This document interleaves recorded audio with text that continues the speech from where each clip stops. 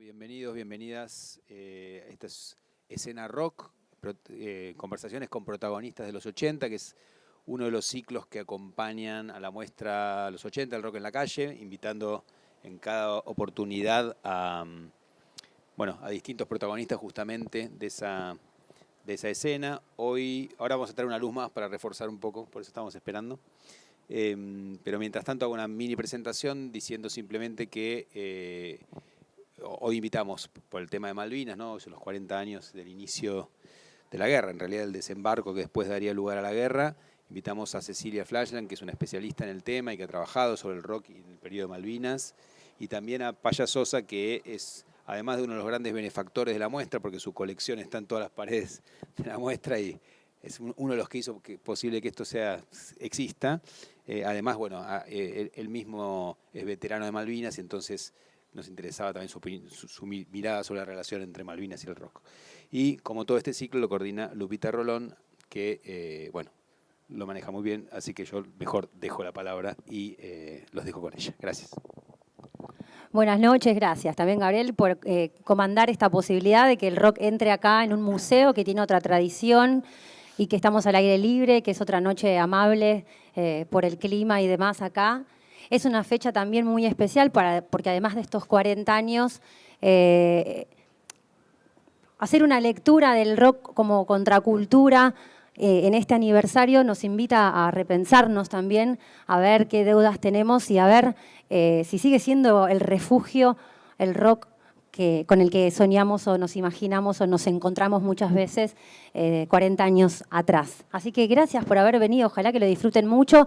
Al final de esta charla que vamos a hacer colectiva, vamos a socializar el micrófono por si alguien quiere hacer un comentario o alguna pregunta y que lo disfrutemos. Así que ustedes dos, muchas gracias por haber venido esta noche.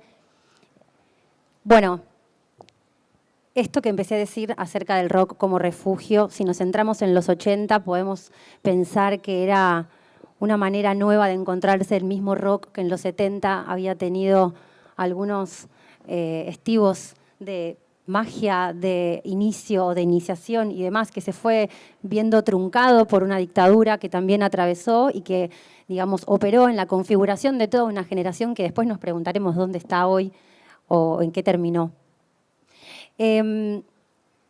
Podemos decir también que en los 80 pasaron muchas cosas, lo repasamos un poco en las dos primeras conversaciones que tuvimos y lo vamos a seguir diciendo. Es una década que también muchas veces se relata como si hubieran pasado pocas cosas y en realidad hubo una explosión de muchos géneros musicales y muchas tribus que empezaban también a encontrarse y a formar su identidad. Y en el medio de todo eso había una guerra por algo que muchos no sabían qué era o de qué modo se construía y de qué manera además había que ir a defenderla en un país como el nuestro que no tiene una tradición de guerras, ¿no? No tenemos como Inglaterra, como Estados Unidos y otros países, industrias de armas, identidad, ¿no? Militar de esa manera. Entonces, también nos estamos centrando en una generación que en ese momento tenía 19 años, 20 años. También hasta las enfermeras que estuvieron en la guerra tenían 23 años. 23 años. En ese sentido me voy a apoyar en el trabajo que hizo Cecilia, sobre todo con este concepto de desmalvinización justamente de la guerra, ¿no? Una cuestión muy concreta, muy pensada y que se dio no solamente en las almas de todos quienes fueron a las islas y demás, sino también en las instituciones, en las familias. Esta cuestión de no contar, de sostenerse en un silencio, porque si no se dice no pasa. Entonces nadie siente y entonces seguimos adelante. Lo primero que les pregunto desde hoy, 2 de abril del 2022, es ese proceso de desmalvinización.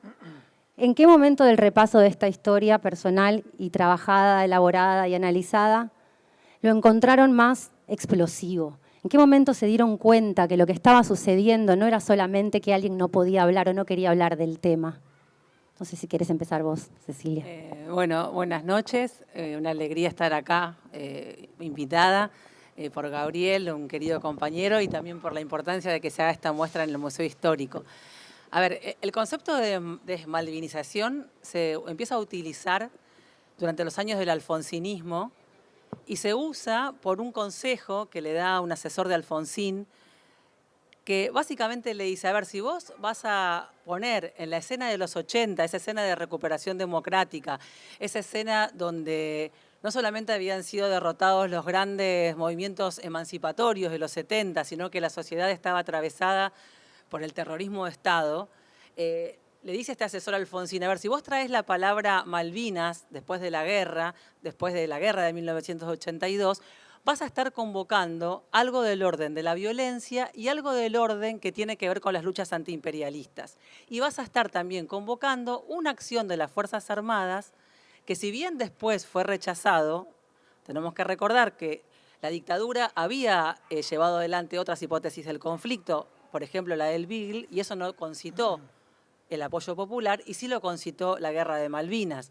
O sea, la dictadura entendió que en ese símbolo Malvinas el pueblo argentino había cifrado históricamente cantidad de ilusiones. Entonces, este asesor de Alfonsín le dice, tenemos que quitar a Malvinas de la centralidad de la discusión de esta recuperación democrática. Y Alfonsín, de alguna manera, le hace caso. Y uno podría pensar que en buena medida también el fracaso del alfonsinismo tuvo que ver con una cierta inocencia en pensar en que era posible sacarse de encima los grandes debates nacionales, donde Malvinas ocupa un lugar central, porque Malvinas es una palabra que trae de alguna manera la idea de una nación que fue usurpada territorialmente y que sigue teniendo un enclave colonial, ¿no? Entonces, la desmalvinización no es que la inventó Alfonsín, sino que tiene que ver con un clima de los 80. Con un clima de los 80 donde era tanto el terror que había dejado la dictadura, que de alguna manera nos habíamos comprado como un paquete más europeo de lo que debía ser una democracia. Habíamos abandonado, por ejemplo, palabras como pueblo y hablábamos de ciudadanos. Y creímos que eso era posible. Creímos que era posible refundar una escena de la vida democrática sacándonos de encima muchas de las grandes discusiones que hacen a que esta nación sea lo que es. Eso después se demostró que no fue así porque ese gobierno también, de alguna manera, en su afán de construir una patria más justa y más igualitaria, también fracasó. Entonces, esos años 80 fueron de desmalvinización. Fueron de desmalvinización. No era posible que la sociedad pudiera hablar con claridad de lo que había pasado en Malvinas. No era posible que pudiéramos hablar de una causa nacional que tiene en el centro la palabra patria después de que el uso que el terrorismo de Estado había hecho de esas nociones. O sea, la dictadura también nos robó esas nociones. Yo durante la Guerra de Malvinas tenía 13 años y estaba en primer año de la escuela secundaria y entonaba la marcha de Malvinas. Me costó muchos años reencontrarme amorosamente con esa marcha, porque mi memoria ha estado muy pegada a la dictadura. Entonces, esos años 80 fueron años donde democracia y nación no se pudieron conciliar como términos de refundación de la vida colectiva. Entonces fueron años de desmalvinización, no solo porque lo hizo así Alfonsín o sus asesores, sino porque efectivamente había algo del orden del clima social que hacía difícil poder hablar de la guerra de Malvinas, que es una guerra librada en un contexto injusto por una causa justa como es la causa Malvinas. Eso me parece que se prolongó también en la década del 90, no me quiero extender un montón, pero también el menemismo con otro tipo de operaciones, tuvo dificultades también para poder construir con Malvinas, porque Malvinas a mí me parece que tiene sentido no solamente por la causa pendiente de usurpación soberana, sino porque puede ser un símbolo para pensarnos como comunidad, puede ser un símbolo para preguntarnos qué tenemos en común como nación. Sí, así lo han escrito Alfredo Palacio, los hermanos Irasusta, Scalabrini Ortiz, o sea, cantidad de teóricos a lo largo de la vida colectiva argentina han escrito sobre Malvinas de esta manera, ¿no? Entonces, los años 90 también fueron de desmalvinización, yo termino con esto, y sí me parece que el 2003 fue un quiebre. El 2003 fue un quiebre en el sentido de que nuevamente Malvinas volvió a ser una palabra que se puso en el centro de la vida política para volver a preguntarnos qué significa la posibilidad de construir otro país, ¿no? Y creo que la mejor, digamos, metáfora de que el 2003 es un quiebre en esa desmalvinización es el Museo Malvinas que se pudo hacer en la ESMA. O sea, en la ESMA, donde se cometieron los peores delitos contra la condición humana, delitos que muchas veces se cometieron en nombre de una nación occidental y cristiana, en ese lugar se pudo construir un museo donde sin negar la memoria de los 30.000 compañeros detenidos desaparecidos, se puede volver a pronunciar el nombre de una causa nacional, ¿no? Una operación muy difícil de construir que llevó años de discusiones políticas y teóricas y que en el 2003 eso se empezó a modificar. Entonces diría que esa desmalvinización nos atravesó en los años 80 y los 90, por algo de lo que intenté explicar, capaz es un tema que tiene muchas aristas y a mí me parece que en el 2003 empezó otra etapa, bueno, que es la que podemos empezar a discutir después, ¿no?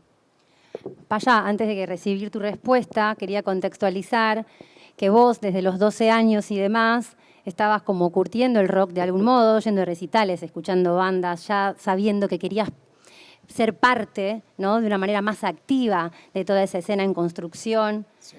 También tuviste tu paso por las islas, volviste, y para vos entonces, ¿en qué momento sentiste esa desmalvinización que puede ser ahora enmarcada en cuestiones históricas muy claras, como nos acaban de explicar, pero desde las tripas, ¿cómo se explica?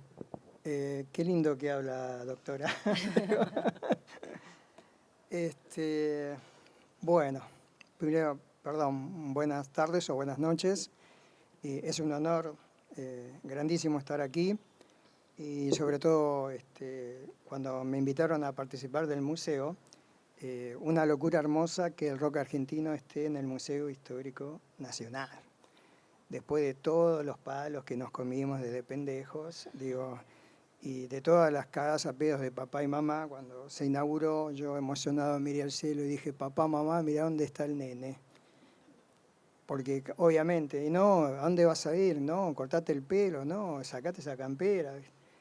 Y bueno, o sea, Malvinas, me pongo en situación en esa época, empezamos a conocerlas porque era algo que estaba ahí lejano, y a mí me encantaba, yo empecé escuchando folclore y tango, se escucha bien, ¿no? ¿Se escucha? Y bueno, me encanta la milonga de Yupanqui y la hermanita perdida. Y bueno, siempre la tenía ahí en la cabeza. Y después una remera que usaba Bonavena, que se hizo después de nuevo con los años mítica, que decía Malvinas are Argentinas. Y Bonavena, estoy hablando de los 70. O sea, el tipo, siempre guapo y pendenciero, andaba con esa remera por todo el mundo. Y no era ningún político ni nada, ningún intelectual, ni teórico, ni nada. Era un deportista argentino. Y entonces Malvinas era eso. Entramos al servicio militar, entré al servicio militar un 20 de marzo de 1981. Yo pensé que me iba a salvar porque por mi contextura física, por pie plano, por hijo único, no, nada de eso. 19 años, vos. Exacto. Y encima, bueno, nada.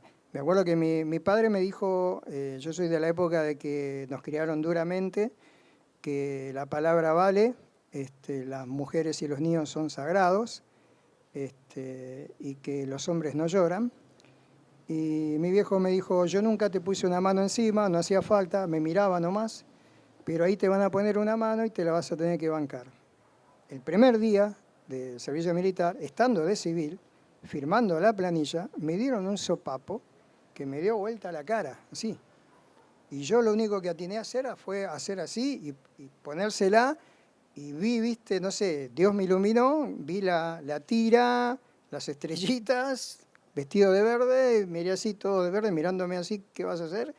Y bajé la mano, si no, todavía estaba ahí. Y después, cuando me dijeron que en diciembre, o sea, hay muchas cosas que no puedo contar, pero bueno, vamos a contar algo.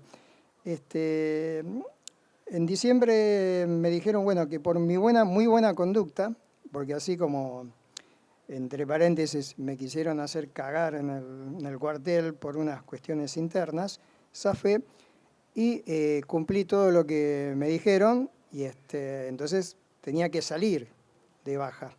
Y el 23 de diciembre del 81 salí de baja.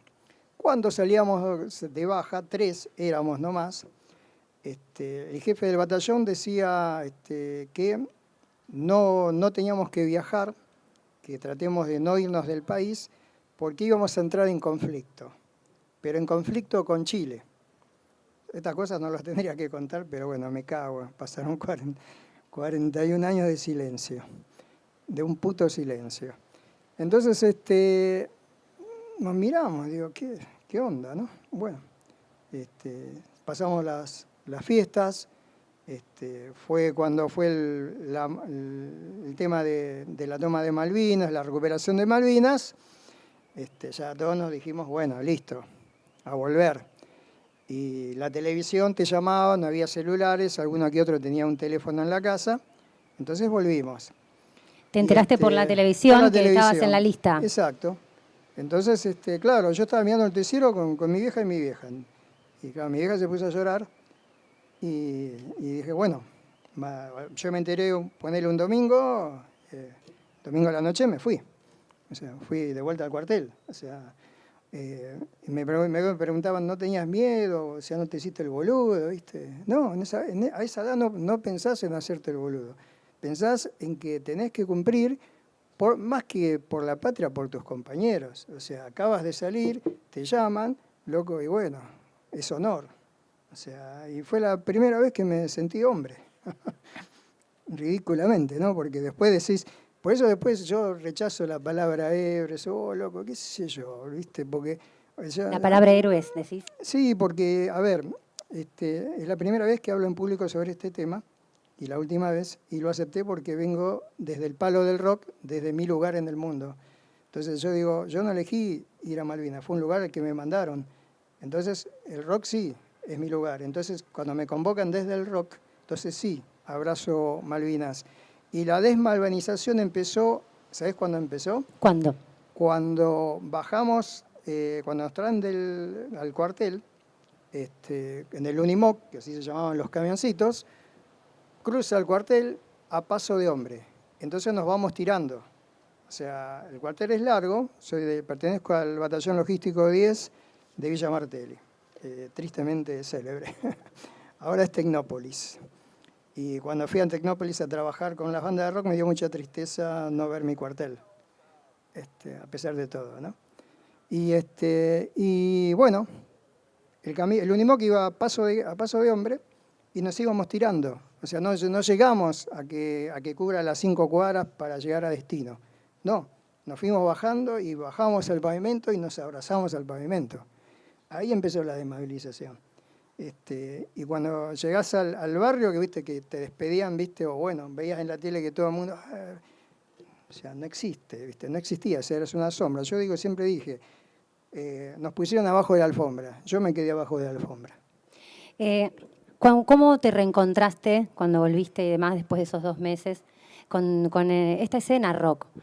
Porque además, bueno, de historiador, de coleccionista y demás, fuiste plomo, manager, seguís activando toda una cuestión cultural y contracultural, punta de lanza del heavy, del metal, del periodismo también. Y dijiste muchas veces que el rock te salvó la vida muchas veces. Sí, sí. ¿Cómo entonces, después de esa experiencia, vos volvés a insertarte, es una palabra horrible, ¿no? Pero a tratar de volver a habitar, ya vos distinto, una escena que tampoco era la misma?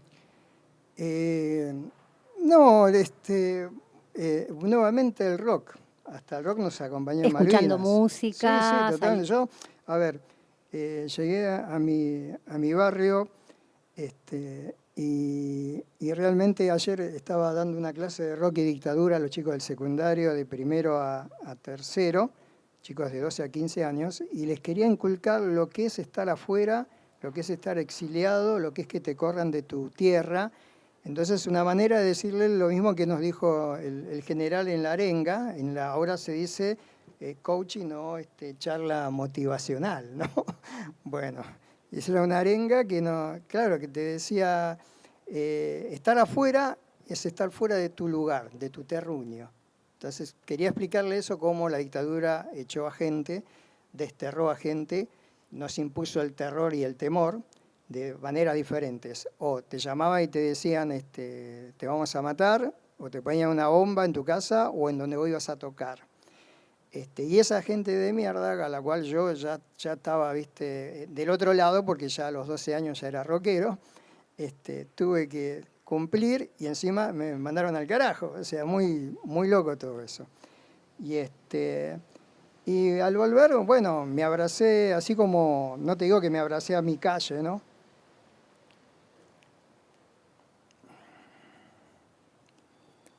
Pero sí me abracé a mi cuarto, a mis perros, a mi cama, y supe todo ese valor. Y bueno, sobre todo a mis viejos. Gracias por contarnos todas estas cuestiones que son las que van sedimentando esta historia. Y lo que valoro, no, bueno, tanto mi hija como mi hijo me dijeron, estamos orgullosos de vos. Y bueno, quizás haya valido la pena para que me digan eso. Sin duda.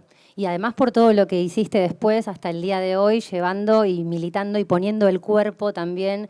Hablábamos con Caro también, que comanda toda esta situación que estamos armando en el museo acerca de lo que nos está costando la presencialidad y la manera de revisar entonces el valor de poner el cuerpo. Sí, vos sabés que diste en el clavo, porque yo me jacto de decir, bueno, en el rock cumplí todos los lugares, todos los puestos de combate. Fíjate Menos vos músico. Menos músico. Fíjate vos qué loco, ¿no? Porque como por una parte niego y por otra parte la hago presente porque digo, combatí en todos los frentes, desde plomo, jefe de escenario, manager general, productor de disco, productor. De hecho hay un volante de un show del reloj que es el que estoy laburando. Y para que vean que nuevamente el rock, bueno, no, soy rock, eso es lo que soy. Y cuando digo que estoy que pongo el cuerpo, es, bueno, he estado en 1000 lugares con 1000 quilombos, con bandas heavy, punk, con todo lo que eso indica, ¿no? Y siempre preguntan, ¿quién es el responsable? ¿Viste? Y por lo general los managers ¿Quién está organizando esto? Exacto, ¿Quién se encargó de llamar gente por lo acá? general se hacen los boludos, ¿viste? Porque son managers para la foto, para las chicas, para el whisky, ¿viste? Y la tele. Y en cambio, yo me enorgullezco en decir yo soy manager de trinchera. Yo cuando hay un pibe que el seguridad lo está sacando del forro del culo, voy y lo paro el seguridad y le digo, loco, bajá la mano, bajalo al pibe, tratalo bien. O cuando hay pibes que tiran piedras, quieren entrar gratis, voy, abro la puerta y le digo, bajá la piedra, vamos a hablar, ¿qué te pasa? ¿Cuál es el problema? Bueno, no sé si eso fue, porque también en un punto creo que interiormente lo tengo arraigado de esa época, de esos 80, de estar ahí en el sur del sur. Como que hay un otro yo interno que dice, pará, ¿vos te comiste esto? ¿Qué? ¿Vas a dejar que pase esto? No, loco. Y bueno, me hago cargo. Todo lo que nos estás contando me da pie a preguntarte a vos, Cecilia. Leí que cuando encaraste el trabajo fundamental acerca de la música, Malvinas y demás, era un desafío despegar de algún modo a Malvinas de la dictadura. Un poco lo que estabas vos comentando antes a partir del 83, pero en caso de poder repensarlo también, y para también repensar esta escena rock del momento, porque además en los 80 empieza también a generarse ese caldo under, ¿no? Y en ese caldo under resulta que podían encontrarse las generaciones de los 70, de los 60 y de los 80 también, en una cuestión, nada, imaginemos, subterránea de márgenes, pero con mucha adrenalina. No sé si la palabra es esperanza también o entusiasmo, pero todavía sobrevolaban aviones y bombas. Entonces, ¿cómo fue ese desafío y cómo te lo planteaste vos? ¿Y cuáles fueron las primeras X que tuviste que despejar?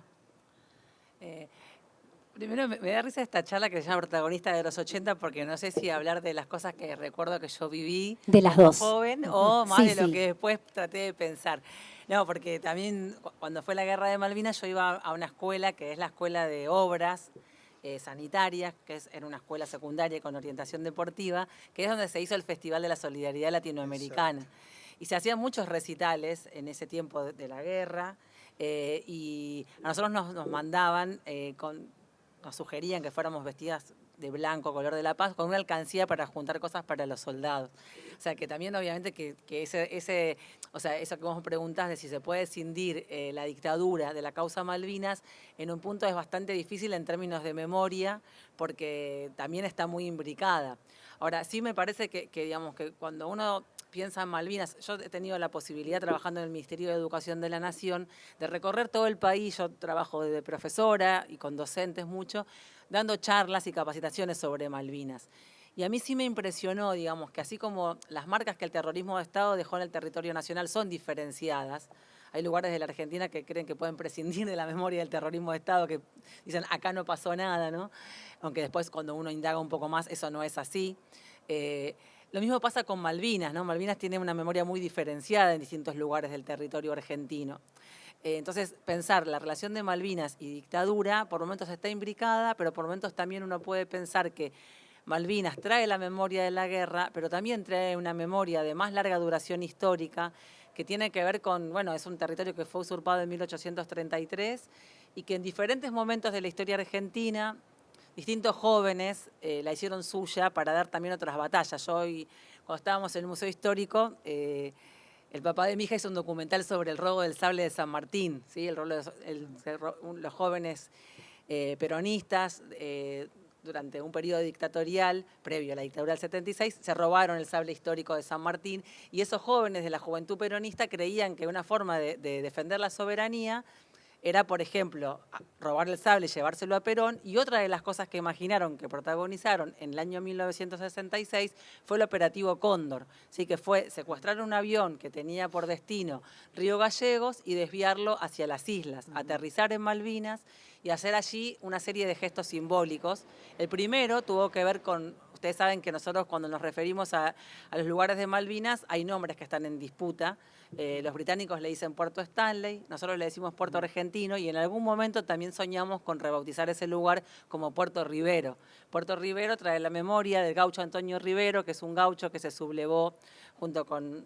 Dimelio capaz me retaría porque es una figura histórica muy discutida, pero bueno, yo le voy a contar la historia más mítica, que es que hoy 2 de abril me gusta traer esa memoria. Es un gaucho que estaba en las islas como conchavador de ovejas y que después se subleva. Algunos dicen que se subleva en nombre de una cierta pertenencia de algo que consideraba propio, pero también se subleva porque los vales con los que le pagan los usurpadores ya no les terminan de servir. Entonces, bueno... Entonces nosotros de alguna manera también imaginamos que ese lugar se podía renombrar como Puerto Rivero. Los jóvenes del operativo Cóndor, cuando aterrizan en las islas, el primer gesto que hacen es eso, es decir, este lugar se va a llamar Puerto Rivero. O sea, traen esa memoria también del gaucho Antonio Rivero a ese momento, ¿no? Entonces quiero decir con esto que en los 80, y donde digamos, la sombra del terrorismo de Estado era tan importante que no podíamos pensar por fuera, no podíamos pensar por fuera de 30.000 desaparecidos y 500 centros clandestinos de detención. Más allá de que creyéramos que podíamos, no podíamos anunciar algunos problemas, ¿no? Entonces Malvinas estaba absolutamente cubierto por la guerra y por el terrorismo de Estado. Después uno tiene que hacer este ejercicio de decir, bueno, a ver, la historia tiene una duración más larga, hubo otros momentos de la historia donde se hicieron otras cosas con Malvinas. Y después también, digamos, desde el año de la usurpación hasta el presente, todos los gobiernos argentinos, de todos los signos políticos e incluso las dictaduras, nunca abandonaron el reclamo diplomático sobre Malvinas, ¿no? Entonces es una política también estatal de larga duración. Pero por supuesto que es muy difícil también escindirlo, porque acá el compañero se emocionaba y también trae un recuerdo, obviamente, los testimonios de quienes estuvieron en Malvinas, en muchos casos dan cuenta de que efectivamente quienes estaban a cargo de las tropas tenían un comportamiento tan impresentable como el que tuvieron en el continente, ¿sí? O sea, el primer caído en Malvinas es Giaquino, ¿sí? Giaquino es un hombre que está consignado como torturador en la ESMA. Y no hay que investigar mucho para descubrir eso, porque cuando cae, la revista Gente publica una foto de él con un epígrafe que dice héroe de 2 guerras. ¿Sí? Entonces, está muy imbricado Malvinas con la dictadura. Es un acontecimiento que ocurre durante la dictadura. Es una decisión que toma esa junta que llevó adelante un proceso genocida en el continente. Pero bueno, cuando va pasando el tiempo, cuando uno va elaborando esas memorias, también entiende esto otro, también entiende esta memoria de más larga duración de Malvinas como una causa, como un enclave colonial que persiste en la actualidad, o que es impresentable, digamos, desde todo punto de vista. Y bueno, que hubo distintos momentos donde esa lucha por conquistar la soberanía en Malvinas, por lograr la soberanía en Malvinas, motivó otras acciones políticas que muchas son interesantes de ser rescatadas, ¿no? Obviamente que el rock cuando se imbrica con Malvinas se imbrica con la guerra de Malvinas, ¿no? Si uno tiene que traer una memoria musical, trae la que dijo el compañero, ¿sí? La hermanita perdida de Atahualpa Yupanqui, una canción que compone, es una historia hermosa cómo compone Yupanqui. Esta canción está contada muy bien en una de sus biografías. Yupanqui está de gira, ustedes saben que es un músico que fue muy amado por las élites europeas, lo llevan de gira a Francia y Edith Piaf lo invita a sus recitales. Yupanqui era el telonero de Edith Piaf. Nada menos. Entonces, en ese momento, quedan bastante deslumbrados los europeos con este hombre que para ellos van a traer como una especie de lo que los europeos entienden que podemos ser los latinoamericanos. Entonces le ofrecen a él, lo empiezan a llamar para ofrecerle conciertos en otros países. Y le ofrecen un concierto en Inglaterra, y cuando le preguntan cuál es el calle de él, dice, mi calle son las Islas Malvinas. No voy a volver a cantar hasta ahí hasta que no nos devuelvan las islas. Bueno, esa historia motiva esta composición de Yupanqui, que es La hermanita perdida, que es un tema que compone en los 70, que después se musicaliza más tardíamente. Sí, en el 74, Ariel Ramírez, claro, que Yupanqui lo llama y le dice, a ver, ¿y cuándo vas a terminar la música? Los ingleses nos van a devolver las Malvinas y vos todavía no terminaste la canción. Así fue, o sea, el retrato. La memoria musical de Malvinas antes de la guerra tiene más que ver con el folclore que con el rock, ¿no? Porque el rock no se llevaba bien con la palabra nación antes de... No, yo odio la palabra rock nacional, siempre cuando me presento a veces, prefiero decir rock argentino, porque rock nacional me remite a los milicos y justamente como bien vos decías, esa gente la cual nos perseguía y nos cagaba trompadas y se creían y se creen todavía, aunque no estén desde las sombras, dueños de nuestras vidas. Tuve con mis compañeros estar bajo sus órdenes para defender a la patria, que a esa edad todavía la patria no nos había dado nada. Es inevitable, no se puede separar dictadura de Malvinas, joder. ¿No? En ese momento, en los 80 también, y también con este operativo que se metió en las entrañas de nuestra cultura, ya sea porque estaban intervenidos los medios y demás cuestiones, aunque había en la periferia algunos intentos independientes de publicar algunas cuestiones. Digo, cuando ese aparato se refleja, por ejemplo, en que se prohíba la música en inglés, y en que de golpe el negocio empiece a encontrar a esta juventud que era el enemigo, hasta hace 5 segundos más o menos, o a la salida de donde estuvieras en ese momento, como estás relatando, bueno, cómo lo come, lo fagocita y lo va transformando en una industria, ya sea desde la música que se pasaba en las radios hasta los sellos que se empiezan a armar, ¿no? Hasta la venta de tickets, y empieza como a crecer ahí. ¿Qué les pasaba a ustedes? Acá también a título personal, desde la música que vos escuchabas, los shows que ibas a ver, o toda también una cuestión performática que se cruzaba. Ahora lo leemos con este diario diciendo, prohibieron la música en inglés, eso permitió. Pero en el momento, ¿qué onda? ¿Qué onda? Que te digan, no se escucha nada más en otro idioma. En el momento era, en un principio era incómodo, porque lo que... Bueno, obviamente hablo por mí, por mis compañeros y por los que nos juntábamos a escuchar rock para salvarnos la vida y para acompañarnos. Y de repente que como molestábamos, quizás también por eso nos juntábamos. Yo siempre digo que el rock nació como un forúnculo en el medio del culo de la sociedad. Entonces, como para decir, mirá, que molestamos. Entonces, molestaba ser rockero, molestaba usar los pantalones bombilla, no chupines, y bombillados siempre había una abuela costurera en el barrio, y usar la campera de cuero y vestirse de negro. Y en su momento usaba el pelo largo, y todo. Como los hippies molestaron, después molestaban los punkies, molestaban los heavies, y seguimos molestando todavía. Pero el tema es que cuando lo que molesta se abraza y se lo convierte en moda, y la dictadura dijo, bueno, no, ahora pasemos rock. O sea, lo que estaba prohibido, entre comillas, o te corrían, ahora venga.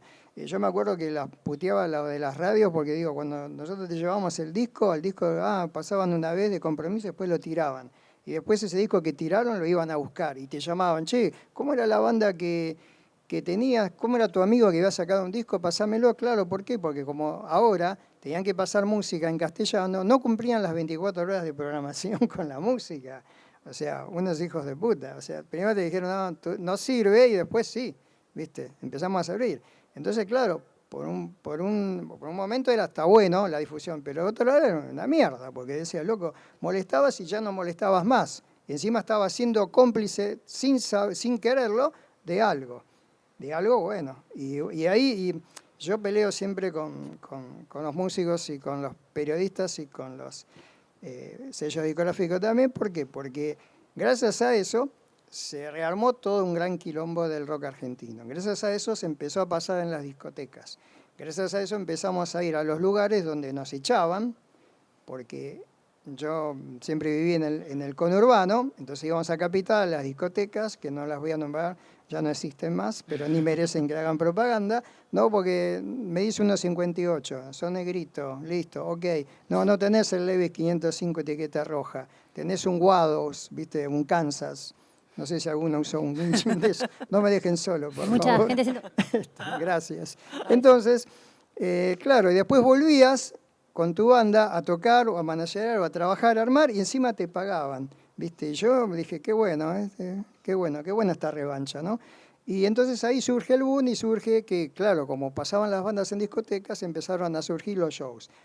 Siguió hasta la época de Sumo y de Soda. Después hay una gran cuestión de que se niega o que la dejan de lado, que hubo bandas que también tuvieron éxito efímero porque eran bandas de discoteca y no de cortar tickets, como hacer los Enanitos Verdes.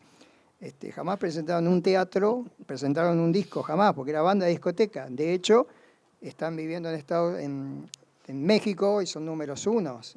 Nadie Sí, los es una de toca, las bandas que también hizo una pero trayectoria por fuera del por país, fuera, ¿no? Más exacto. América Latina. Sí. Pero bueno, increíblemente le tenemos que agradecer al enemigo el gran auge del rock argentino. Yo por lo menos lo veo así. No, me parece que está bueno también lo que traes, en el sentido que en ese momento también empieza, nosotros hablamos de rock argentino, rock nacional, y al interior de ese nombre también empieza a haber muchas disputas entre las bandas, ¿sí? Porque no todos tenían, disputas que son, digamos, vos lo pusiste en los nombres de dos pantalones, digamos, Sí, ¿no? sí. Pero son disputas que son disputas de clase, estéticas, de en qué lugares de la ciudad o del conurbano o de otras provincias Exacto, cada uno porque está, hay un ¿no? rock argentino de capital, un rock argentino en el sur, un rock argentino en el oeste. O sea, nosotros éramos odiados porque seguíamos a Papo. Papo fue siempre una mala palabra, hasta que apareció en Carola Cassini, hasta que las cosas como son, 2 más 2 es 4, hasta que no se despierte Newton y cambie la ecuación. Papo era mala palabra y nosotros éramos orgullosos de seguir a Papo con los pantalones bombilla y todo. Era nuestro, así como políticamente hay un grito de guerra, ¡viva Perón! ¿Viste? Hoy es un día peronista, porque está de sol. ¿No? ¿Por qué no es un día che guevarista? Porque a alguien se le ocurrió, es un día peronista. Bueno, nosotros gritamos ¡viva Papo! Cuando lo sufrió en carne propia a La Torre la conocen, ¿no? Bueno, La Torre era una gran banda pseudo rockera. Porque habían empezado como Nómade Soul y después vieron la beta para el rock, y es una gran cantante, Patricia Sosa, y una excelente persona. Pero estaba La Torre y la querían imponer como, viste, solo quiero rock and roll, viste, y era una época de rock machista que no dejaban pertenecer a la mujer, no tenía, encima, animarse a cantar rock. Estaba Púrpura también. Y bueno, La Torre presentó su disco, grabó su disco en Obras, y de repente en un momento la gente estaba, ¿no? Decía, no es tan rock and roll La Torre. Y empezaron a gritar, va Papo, dale Papo, viva Papo. El grito de guerra. Es el grito de guerra como el grito de guerra en el fútbol cuando no le gustan, cuando no están jugando y empiezan a gritar Maradona y el viva Perón. Grito de guerra que no se bancaba la gente de Capital porque es un grito de guerra del conurbano, orgullosamente. Y Papo era mala palabra por esas cuestiones. Encima, riff, ¿no? Los conciertos de riff era gracioso porque decían Papo, presidente, Vitico, exacto, canciller. Bueno, gracias por dar... ¿Puedo hablar de riff? Pero Como lo que más, guste. no sé, más refinado dentro de lo que era riff. Bien. ¿Querés hablar quién era el papá de Michelle Peronel o no? No lo decimos. Alta sociedad ya. Claro. Era una banda interclase. Claro, exactamente. Cuenten qué significa interclase o por qué lo dicen así. No sé, ella lo dijo. No, yo no quise dije. hacer un chiste porque era una banda, o sea, Está bien, era sí. una banda, digamos, No, pero vos sabés de que- rock duro, claro, en ese bueno. momento rock pesado, pero dos que tocaban en el grupo, que eran Michelle Peyronel Y Vitico. y eran como más, digamos, en esa época se decía Concheto, ahora yo creo que ya eso ya no se dice más, es re de modé. no sé Concheto cómo se sigue, dice. Cheto sigue. Pero bueno. Claro, Sí. era loco, ¿no? Porque nosotros íbamos a Papo y nos peleábamos por Riff, mejor dicho. Y claro, y Vitico se había casado con una inglesa, vivía en un castillo, estuvo en Londres, laburaba para la DGI, y el papá de Michel Peyronel era el jefe de la CIDE, era Coronel Peyronel. O sea, fíjate lo que estoy diciendo. Y nosotros nos cagamos a trompadas por ellos, pero ellos nunca es una banda que a pesar de, o sea, ni Vitico ni Michel tienen la culpa de dónde vinieron. Y es más, era como que eran las ovejas negras de la familia. Pero Papo siempre se lo hacía hasta los últimos años. Por ejemplo, anécdota, Vitico estaba en un chalet con gente de guita y a Papo no lo querían invitar porque, claro, vas a invitar a Papo. Estaba Michel y Vitico. Y Papo se entera y cae borracho a hacer lío, ¿no? Claro, porque justamente pues.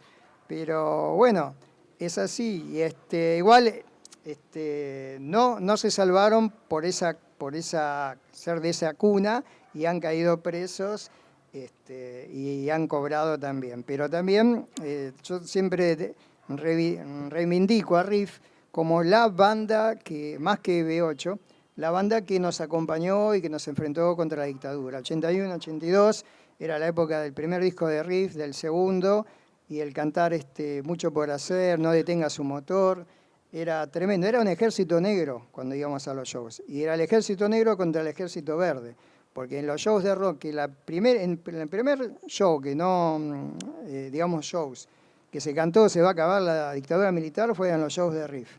¿Por qué? Porque cobraban los policías, cobraban los milicos. ¿Por qué? Porque eran 5.000 camperas negras contra 200. Y en un momento dijimos, loco, nosotros somos más. Y bueno, porque claro, vos salías y te esperaba el celular así, y vos ibas para acá, te quedaban a palo. O ibas por ahí, ibas adentro. Entonces una vez, no sé quién dijo, che, loco, nosotros somos más. Y bueno, fue ahí, pum, olvídate. Fue la batalla de la Avenida Libertador y hubo un par de Falcon verdes que quisieron atropellarnos, no sabe cómo quedaron los Falcon. Después de eso, cuando vuelve Riff, ya en los 2000, todos pase amor, como Piero, ¿no? Que después podemos hablar de Piero después. Ahora vamos a hablar de Piero. En el afiche decía, Riff vuelve a obras, vení sin auto. Porque habíamos hecho mierda los autos. Hicimos mierda a todos los autos que había ahí, ¿no? ¿Qué va a ser? ¿Y cómo fue Ya tu prescribió igual, experiencia? No, Sí. también me parece que, digamos, obviamente que si nosotros le aplicáramos a esta memoria, por ejemplo, nuestros debates actuales del feminismo, no queda nadie en pie. Nadie, no, absolutamente. Pero me parece olvidate. que está bueno porque también tiene que ver con un clima de época. O sea, había una violencia, digamos, que nos Absoluta. atravesaba a todos porque el terrorismo de Estado era algo que habíamos internalizado. Entonces era como una suerte de válvula de escape también. Exacto, Los conciertos de Riff, eso famosos que fue. rompían las cosas. O Claro, sea, era como un lugar de explosión de una juventud que estaba muy reprimida. Exacto. Bastó que una vez Papo en una obra se encontraba una cadena ahí. Y bueno, le gustó la cadena y entró a los cadenazos. Al otro día fuimos todos con cadena. Imagínate. Sí, impensado por un montón de cuestiones, obvia, pero es verdad que hay una cuestión, una pulsión, digamos, que estaba ahí flotando en esa Exacto. atmósfera que se concentraba tal vez en estos encuentros. Por eso- Yo quiero saber... Mirá, me acordaba Sí. recién, yo tenía un novio que era muy fanático de B8 y tenía una remera que atrás tenía escrito todos los nombres de los temas, que eran tipo deseando destruir y matar. Sí, claro. Y una vez estábamos Poesía en pura. una pizzería y una señora me vino a decir, dejá a este chico que me parece que es un poco endiablado. Endiablado. Porque eran re violentos los nombres de los temas, pero Claro. claro, es como una fotografía de la época, ¿viste? Como que Exacto. bueno, que ese era un modo Bueno, de viste, popular claro. de sacar esa... Diste con el clavo con la banda madre del heavy metal argentino y latinoamericano, B8. Cuando empiezan ustedes a encontrarse ahí, ¿qué pasaba con sus amigos y sus amigas? ¿Con quiénes iban? ¿Qué música estaban compartiendo ahí? ¿Alguien les decía, che, escuchaste esto en la radio y demás? ¿Qué les pasaba cuando se miraban en los ojos de su propia gente en ese momento? Yo no era nada metálica cuando al principio, la verdad. Después, Me retiro. Claro, sí, pero después me salvé por algunos novios metálicos, pero no, me parece que eso para mí está bueno.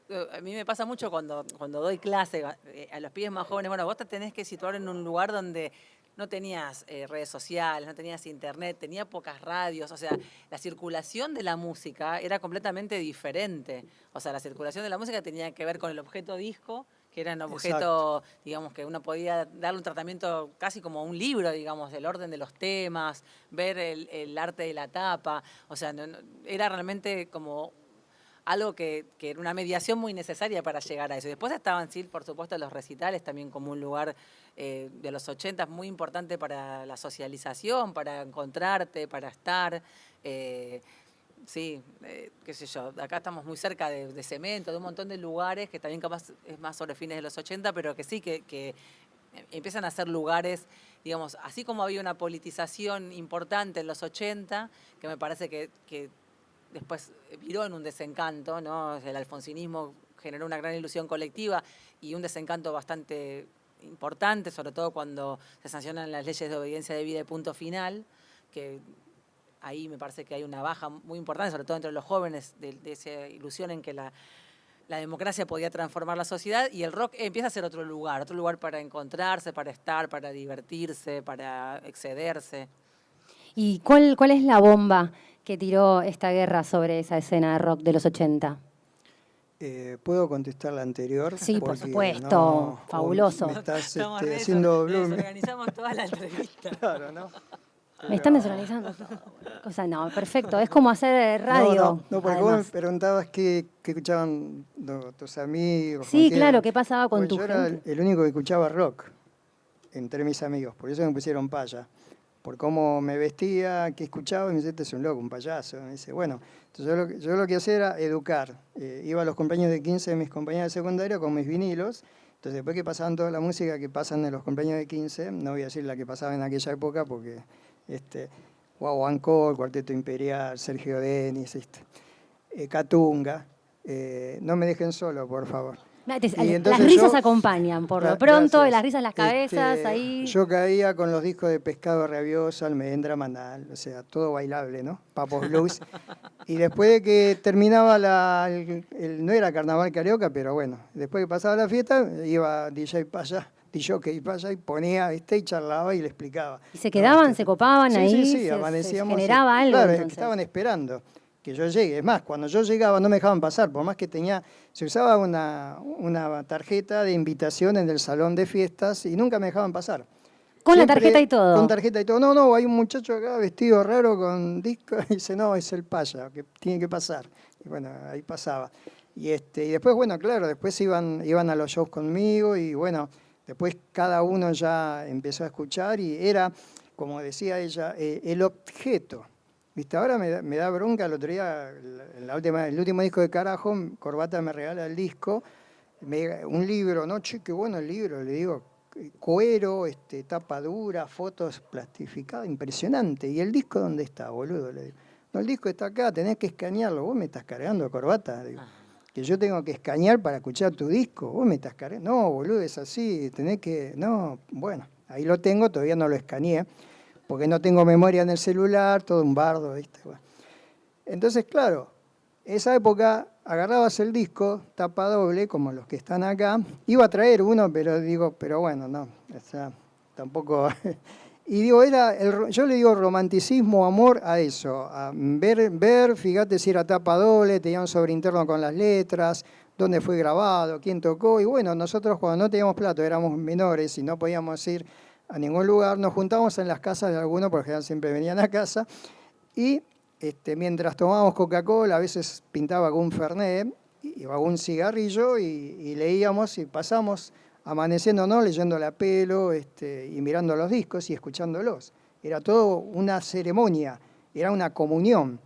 Eso era, y ahí estaba el rock, por eso digo, el rock ya siempre estuvo. Cuando me preguntan, ahora viste como, bueno, uno conoce a tanto, y che, ¿cómo es Fito Páez? ¿Cómo es Spinetta? Y yo digo, normal, le digo, no, pero no, ¿cómo está loco todo el tiempo? ¿Viste? Mirá, yo siempre digo que el arte, Dios le da al ser humano el don del arte para hacerlo inmortal. Gieco es inmortal, Picasso es inmortal, Dalí es inmortal y nosotros somos inmortales para la gente que nos ama y que nos odia. Pero el que no conoce, no. Así que bueno, no pregunten mucho cómo son, porque si un día lo cruzaste a Gieco mal y querías sacarte una foto, y dice, no es un hijo de puta, no puedo sacar una foto. No, un día mal como vos tenés un día mal. Pero solo le pide a Dios, nunca te va a dejar solo, te va a acompañar toda la vida. Y ahí es donde digo que el rock te salva la vida, porque te acompañan las canciones. Más allá de que vos puedas ver, tengas una guita para entrar o comprar el disco, no. Sobre la pregunta de la bomba que mete la guerra en esa generación en ustedes, te pregunto a vos también, y no solamente por lo que laburaste, analizaste y difundiste, sino porque hay como un pacto de silencio, ¿no? Que es lo que sostiene esta cuestión de invisibilizar esta parte de la historia y sus repercusiones. Un pacto tácito que seguimos sosteniendo, evidentemente, hasta el día de hoy, con esta posibilidad tuya, por ejemplo, de decir por primera vez, compartir esta experiencia.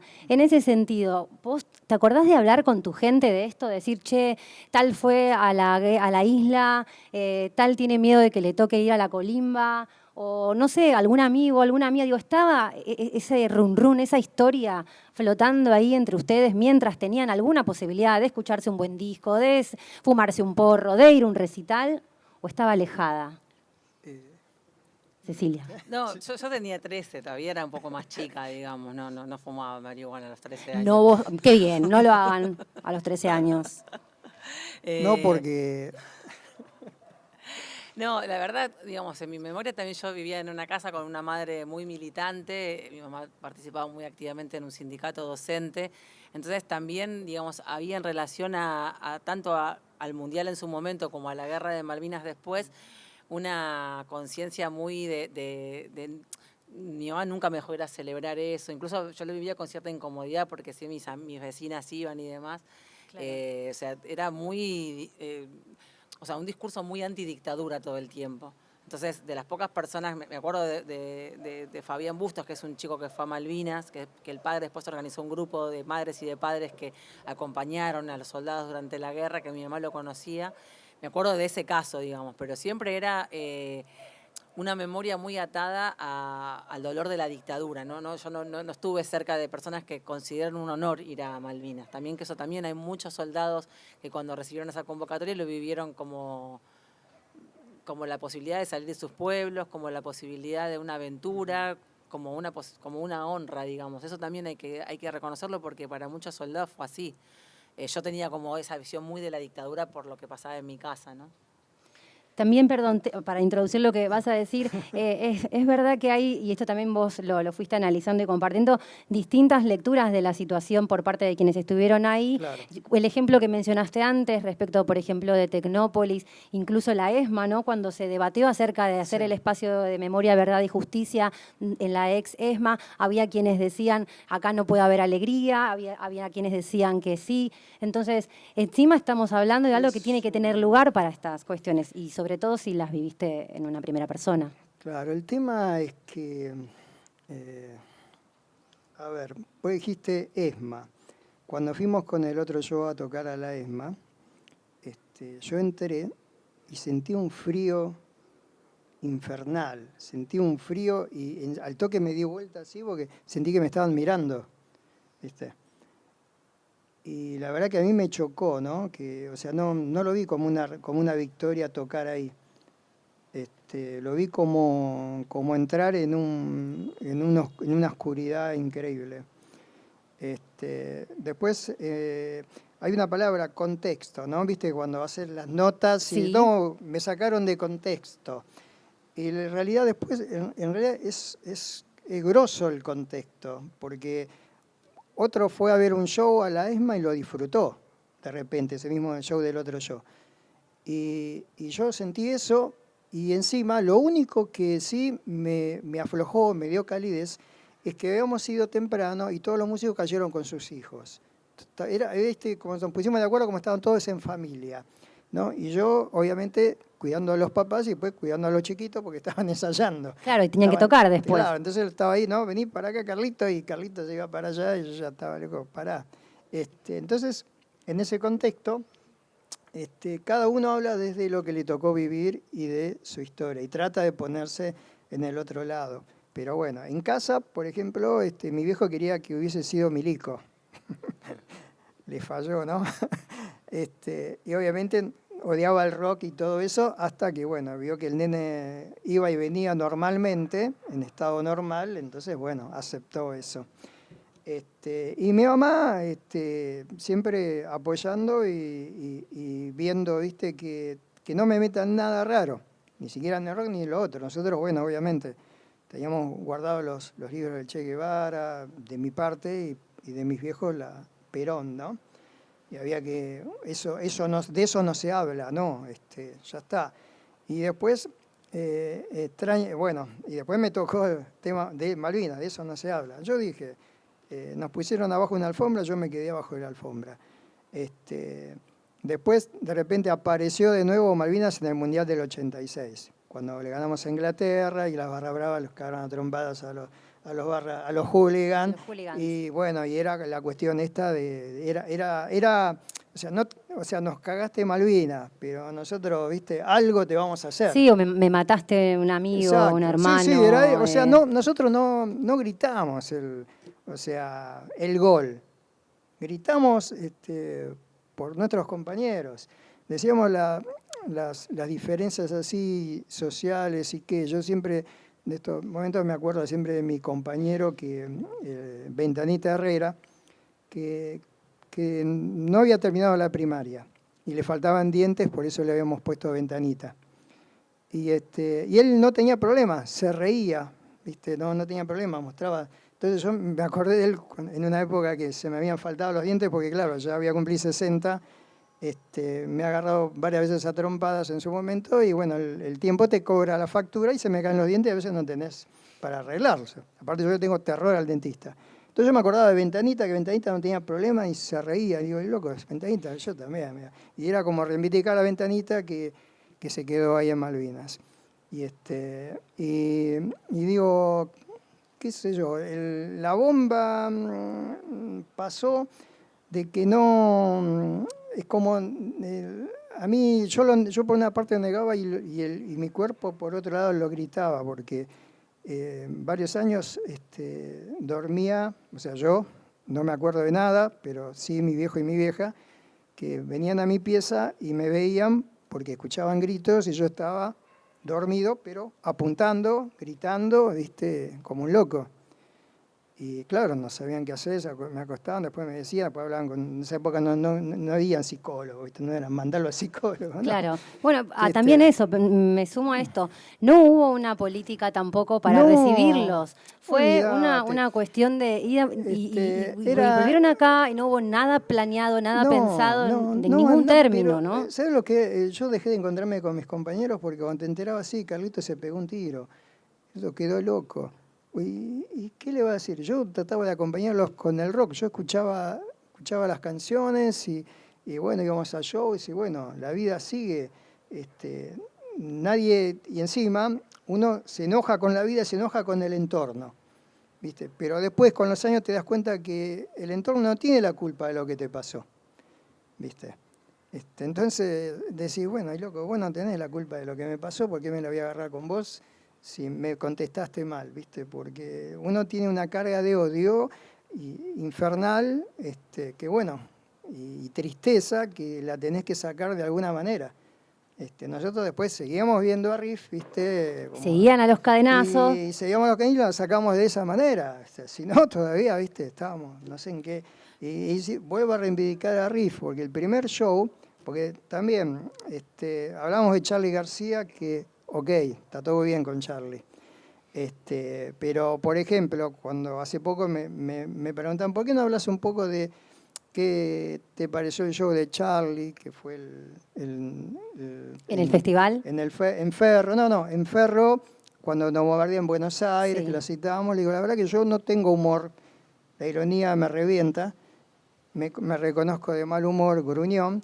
Entonces el No Bombardea en Buenos Aires, escuchaba No Bombardea en Barrio Norte, digo, voy y te voy a tirar una bomba en Barrio Norte, pelotudo, le digo.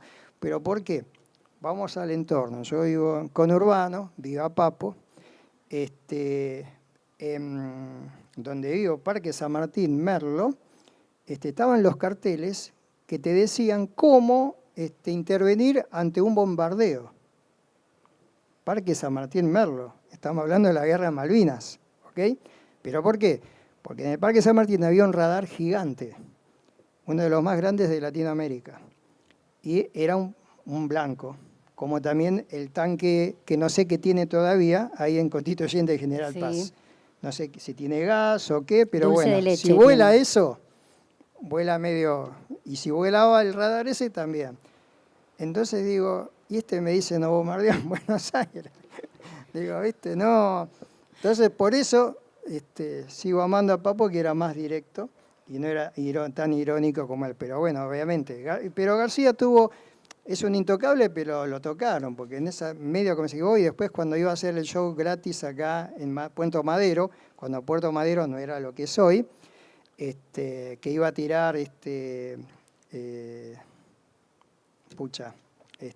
a tirar desde los... Quiso hacer la performance cuando tiraron los cuerpos desde los aviones. Claro, quería tirar maniquíes con aviones cuando iba a tocar gratis ahí, y claro, le cayeron, viste, loco, ¿qué te pasa? Y el chabón tuvo que salir antes del show, gratis, una pantalla, hablar y decir... Ahí zafó porque la última frase me encantó, todavía la tengo como un póster, que decía, antes sabíamos quiénes eran los enemigos, ahora no, y puede ser que esté dentro de uno. Y ahí zafó. Igual me gustaría hacer una reivindicación de Charly García, porque me parece que espero ese disco... No te puedo decir te espero afuera porque estamos afuera. No, sí, me puedes decir igual, porque no creo que nos vayamos a pegar. Digamos. No, me parece ese disco que mencionás vos, donde Sí. efectivamente está No bombardeo en Buenos Aires, que se llama Yendo de la cama al living, es un disco que escribe Charly García durante el transcurso de la guerra. Me parece que también es una pregunta de los 80, de qué lenguaje se puede encontrar para narrar lo que quedó después de el terrorismo de Estado en la Argentina, digamos, ¿no? O sea, nos sirven los viejos lenguajes que teníamos para nombrar las cosas como lucha de clases, imperialismo, nación. ¿Eso nos sirve ese lenguaje? ¿O nos alcanza el lenguaje que proponía la escena de los 80, que era el de ciudadano, democracia, voto? O sea, me parece que un tipo como Charly, o lo mismo una banda como Virus, van por otro camino, van por un camino que puede ser irónico, que por momentos comparto con vos que puede bordear el cinismo y que para alguien como vos que estuvo en la guerra puede generar una bronca importante, pero sí, creo sí. que también en ese sentido dan cuenta de algo de la época, de con qué palabras vamos a nombrar lo que está pasando, ¿no? Si las palabras que teníamos no nos sirven más. Diste en el clavo, porque muchas veces, yo también, fíjate, ahora nos vamos a contentar, porque a veces dicen de la parte del punk y del heavy sui generis esos hippies. Digo, no. El primero y el segundo puede ser, pero el tercer disco, Pequeñas anécdotas sobre las instituciones, googleenlo, no es nada hippie. Fue el disco más censurado, tiene el show de los muertos, un par de canciones que de hippie no tiene nada. Lo que pasa es que en esa época la rebeldía era ser hippie, después fue ser punk, después ser heavy y mañana no sé cuál será. Ahí lo reivindico al Charly. Nada más que, claro, en el contexto de lo que a mí me pasó, me choca ese nuevo bombardeo en Buenos Aires. Pero también Charly me acompañó con comisiones de invierno y con todo eso, estando en el servicio militar, obvio. Claro, exacto. Yo te reconozco. No ser literal, decía acá, reconozco eso, no tengo esa cuestión de, no sé. Igual está, pero bueno, para mí que lo reconozco. Lo que vos traes está buenísimo en el sentido. Ustedes piensen que en la guerra de Malvinas mueren 649 personas.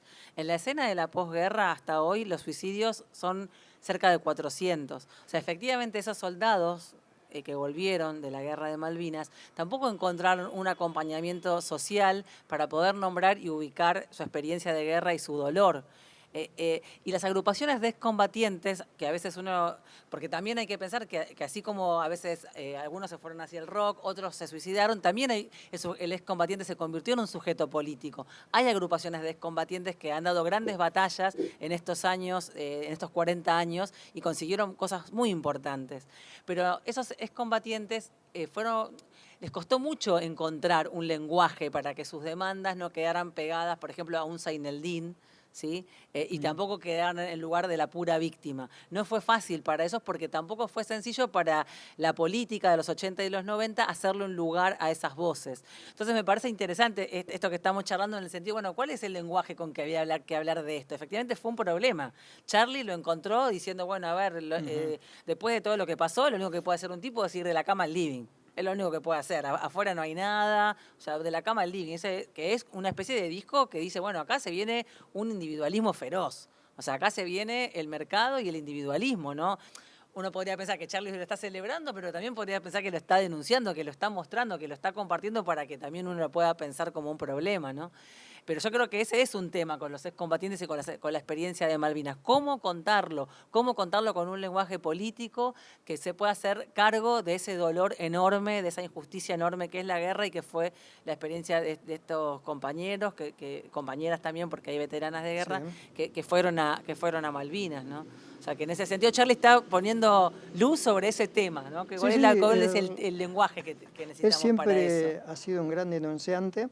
Se critica a veces por las frases, por ejemplo, estoy hablando de La Otra Vereda, de Riff, y más que nada Violadores OB8, que como decía, los títulos de las canciones es literal, es decir, claro, basta de cargar con el morral, basta de cargar con la paz.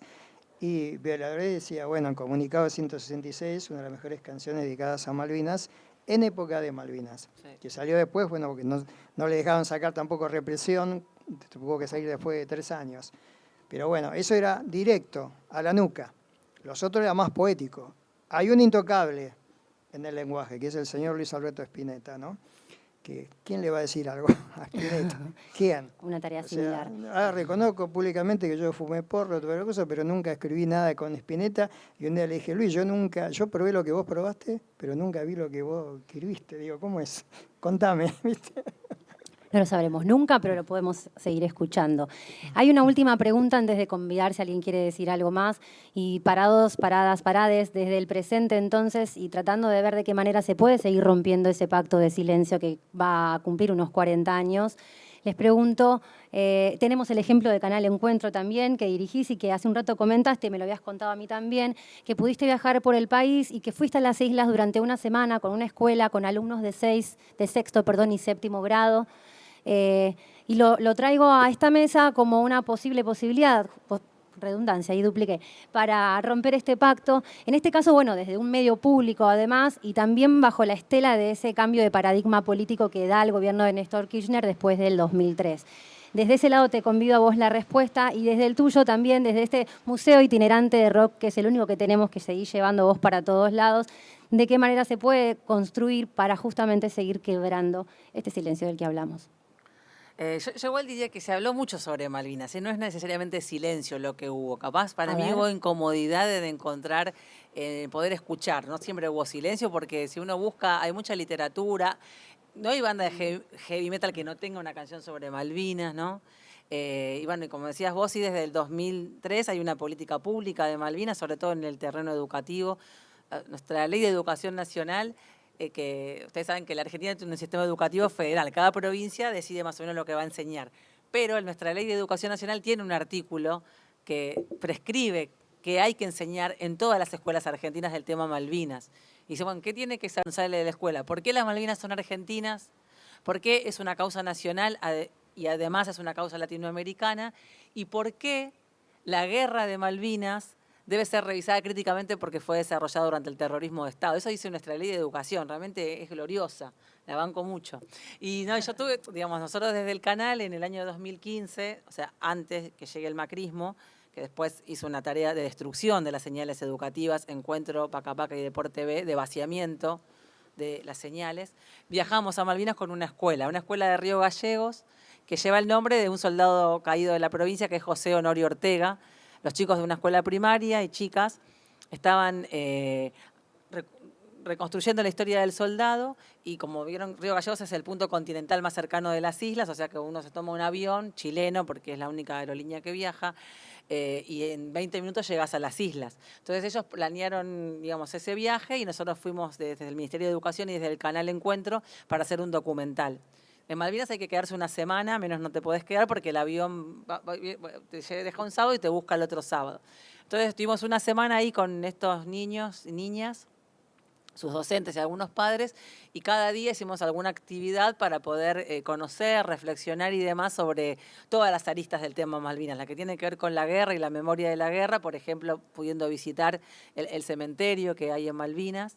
Este soldado, José Norio Ortega, no estaba reconocido. Ustedes vieron que hasta hace 2 años había en Malvinas 123 tumbas que tenían una leyenda que decía soldado argentino solo conocido por Dios, porque no se había podido, digamos, hacer una tarea de exhumación de los restos para identificar a quienes estaban allí enterrados. Ahora eso se llevó adelante. Bueno, y José Honorio era una de estas personas que estaba enterradas como NN, digamos.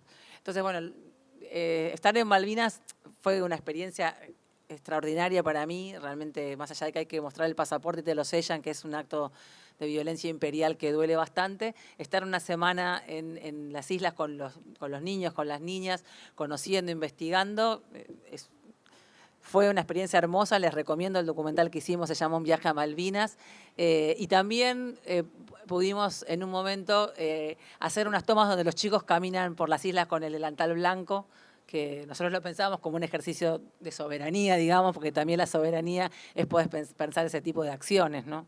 Así que sí, estuvo muy bueno. Y es impactante porque hoy Malvinas, hay un cruceros que van a la Antártida, que hacen una parada en Malvinas, por lo tanto las islas, nosotros a veces tenemos una representación de que es un territorio vacío, y no es un territorio vacío, hay vida, hay actividad, hay una base militar, la base militar, que es una base militar de la OTAN, donde viven tantas personas como en las islas, o sea que hay bastante movimiento.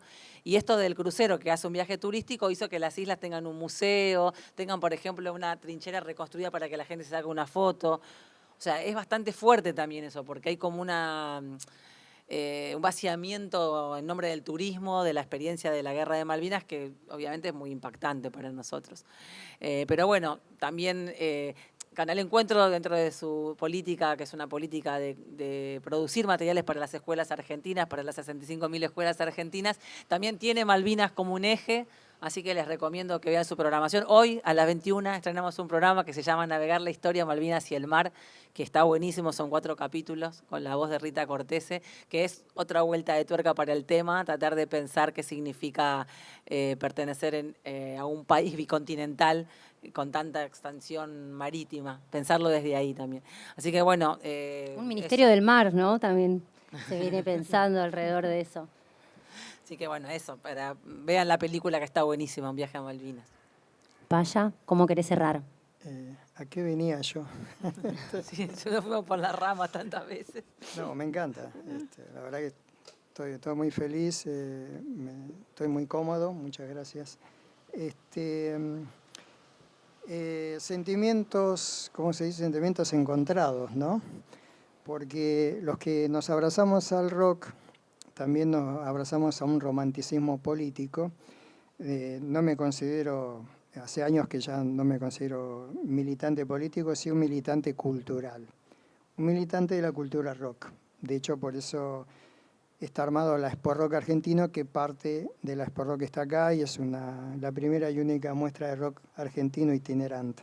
No hay otro loco que llevas en una camioneta por todos lados. Exactamente. Y esa es mi manera de pelear por la soberanía o por lo nuestro, ¿no? Y también, respecto de Malvinas, hay una muestra en la Biblioteca del Congreso que me parece también impresionante, acerca de Malvinas, y en un apartado están las canciones, no todas, ¿no? Pero ahí está Reina Madre, la de Lerner, la de Ataque 77, 2 de abril, las fotos y las letras de las canciones, así como un abrazo, ¿no? Una fotografía del abrazo del rock a Malvinas en su momento. Pero también el sentimiento encontrado está con esto de la soberanía de las fronteras, porque todos nos criamos, conocemos a los Beatles, ¿no? A mí me gustan más los Stones, pero bueno. Pero sí reconozco a John Lennon en el Imagina de John Lennon, una canción hermosa que dice: imagínate un mundo sin fronteras, sino donde todo sea amor. Ni fumando 1000 porros lo podés imaginar. Entonces, claro, yo me acordaba de eso, una locura total, ¿no? En medio del quilombo, porque ¿qué estabas haciendo? Defendiendo tu bandera. O sea, ¿qué pasó con ese que se abrazó al Imagina, que amó el anarquismo, ¿no? ¿Qué pasó? ¿Estás cagándote a tiro con otro que no conoces, defendiendo a tu bandera, a tu patria, que, reitero, hasta esa edad no nos dio un carajo? Así nos dijo en la arenga, ustedes están acá para defender a la patria, y nos miraba, ¿viste? Y nosotros nos mirábamos, y el tipo decía, bueno, la patria no les dio nada, ni siquiera trabajo por ahí, que era cierto, pero el invasor les viene a quitar a su madre, a su padre, a su tío, a su perro, a su cama, y eso es la patria. Bueno, ahí sí, vamos a defender eso entonces. Es como decía Monzón cuando iba a pelear, el que está delante mío me viene a quitar lo que tengo, y por eso peleo. Y esa fue una manera, en ese momento la patria era eso, y también en mi caso eran mis discos. Recuerdo que sí, parece ridículo, pero no, para mí era más eso. Es más, cuando estando bajo bandera, me robaron en casa. Entonces cuando yo llego, estaba lleno de coches, la policía, digo, ¿qué carajo pasó? ¿Cómo está mi vieja y mi viejo? No, están bien. ¿Saben lo que me dijo mi vieja? Quédate tranquilo que lo tuyo está todo. O sea, no le importaba el Revistas, televisor, discos, ni el oro, ni la plata, que no teníamos plata. Pero claro, yo entré a mi pieza, estaba todo tirado para todos lados, pero si plata no tenía, estaba ahí, los discos, revistas, daba todo. ¿Por qué? Porque si me sacaban eso, no iba a estar hoy acá en el museo, Además. pero aparte no lo podía recuperar. Entonces, para mí la patria, yo cuando el tipo me decía, sí, el disco de Morris es mi patria. Venís a buscar el disco de Morris y te voy a cagar a tiro. Eso era lo que pensaba. Y nada, no sé qué. Mi patria qué sé son yo. mis discos, es muy buena Sí, frase. totalmente. Eso totalmente, para mí es, totalmente. Es muy buena frase. es en ese momento y hoy también, porque si me vienen a buscar lo que tengo es eso. Pero también algo que vengo arrastrando de la época del secundario es el compartir. Porque llegó un momento en que yo tengo todo esto, ¿qué hago con esto?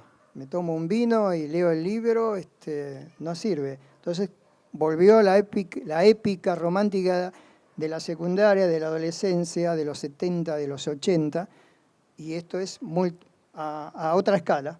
O sea, en vez de que vengan a mi pieza, a mi casa, vienen al Museo Nacional Argentino. Y a estamos compartir el acá rock. hoy también juntos hablando de rock, juntarnos en un Exacto. museo un sábado a esta hora gratis, hablar de lo que nos gusta con gente que tal vez no conoces y que ahora sí se pueden empezar a conocer y demás, es también, no sé si un acto reparador, pero un poco rebelde nos lo podemos creer también, Sí, ¿o no? yo creo que moriré rebelde. Y rebelde en el sentido de que, bueno, voy a cumplir 60 años y no tengo una vida normal.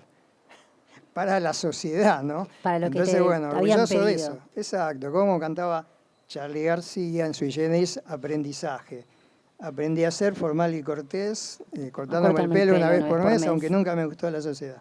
Me encanta la frase, ayer también me pasó un hecho histórico, puse esa canción que dice, tuve muchos maestros que solo me enseñaban el deber, nunca nadie me enseñó una verdad en una escuela secundaria. Para comentarles lo que era la canción y por qué nosotros nos sentíamos identificados con esas canciones. Por suerte, pasó el tiempo y en la escuela hay maestros que te enseñan verdades y que te enseñan a pensar. Yo soy de la generación en que no nos enseñaban a pensar y todo lo podías encontrar en el manual del alumno bonaerense. No me dejen solo, por favor. Y en el pequeño Laraus, viste que era un diccionario, que era un libraco así, que buscaba la palabra acá está, es esto. O la enciclopedia Lo sé todo, que eran 12 tomos que hablaban Lo sé todo, qué maravilla. de Ulises hasta La que no te comprarías Newton. nunca es la que dice lo sé todo. Porque duda. Ahí estamos. Bueno, para terminar este encuentro copado, vamos a socializar el micrófono. Si alguien quiere hacer un comentario o hacer una pregunta, están disponibles acá, ellas. Si no, nos vamos a dar un abrazo, un aplauso y un brindis simbólico o real, cuando quieran. Como no hay vino, no. No hay vino, no hay cadena, es una cualquiera me esta charla, trajeron está mal engañado. hecha. Sin me dijeron, cadena, pobre Levantemos Mireille, le todo. sacamos las Mirá, cadenas, no. yo vine vestida de David Bowie. Cualquier cosa. Antes quería, bueno, acá traje un casquete, un cinto, y esto eran pastillas que prendía fuego, que bueno, hoy cumplen 41 años. 40 años, nada más. Muchas gracias por compartirlo, por atesorarlo y por socializarlo también.